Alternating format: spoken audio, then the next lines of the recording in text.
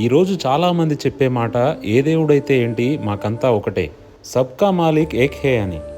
మేము గుడికి వెళ్తాం, చర్చికి వెళ్తాం, పూజలు చేస్తాం, ప్రార్థనలో కూడా పాల్గొంటాం. అయితే ఇక్కడ యేసయ్య స్పష్టంగా చెబుతున్న మాట, నేనే మార్గమును, సత్యమును, జీవమును, నా ద్వారానే తప్ప ఎవడును తండ్రి యొద్దకు రాడు. నీ ముందు 2 దారులు ఉన్నప్పుడు అందులో నువ్వు ఏదో ఒకటి ఎంచుకోవాలి.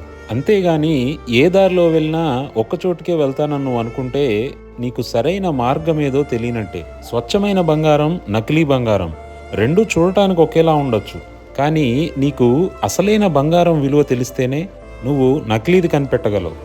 ఏది సత్యమో ఏది అసత్యమో మనం తెలుసుకునే ప్రయత్నం చేయాలి. నీ జీవితాన్ని మార్చగలిగింది, నిత్య జీవాన్ని నీకు ఇవ్వగలిగింది క్రీస్తు మార్గం ఒక్కటే.